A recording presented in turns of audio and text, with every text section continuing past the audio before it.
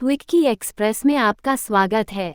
आज की कहानी है प्रेम की प्रतीक्षा, अनोखी धूप छां की गाथा, अवेटिंग लव, अ तले ऑफ यूनिक सनशेड। भूमिका: समय की गहरी धार में वर्तमान के संग मिलते अतीत के सुर्ख लम्हे।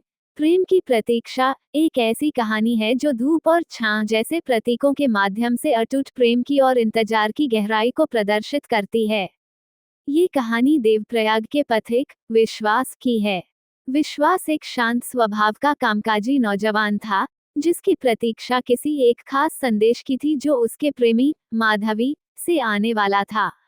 माधवी और विश्वास ने कई साल पहले एक अधूरा वादा किया था, जो उनकी प्यार की यादों को हर दिन जीवंत कर देता था। कहानी का विवरण: विश्वास, जो देवप्रयाग की रौनकी बाजार में एक दुकान चलाता था, हर शाम उसी पुल पर खड़ा नदी की लहरों को देखा करता, जहां से माधवी ने कभी उसे अलविदा कहा था। उसकी प्रतीक्षा को साल दर साल बीतते गए, लेकिन माधवी का कोई संदेश नहीं आया। तब भी विश्वास की प्रतिबद्धता में कोई कमी नहीं आई।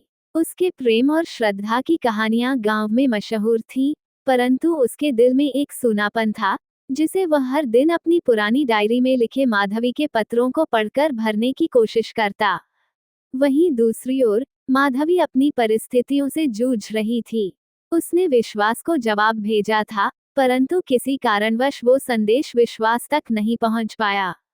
माधवी भी विश्वास से मिलने का इंतजार कर रही थी, साथ ही उसे यकीन था कि विश्वास का प्रेम कभी कम नहीं हो सकता।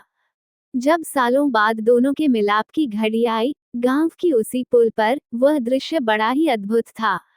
माधवी के हाथों में कई सालों से लिखे उन संदेशों का गुच्छा था, जो कभी विश्वास तक नहीं पहुंचे। वहीं विश्वास की आंखों में बसी थी माधवी के इंतजार की सैकड़ों सूर्यास्त और सूर्योदय की प्रतिबिंबित छायाएं।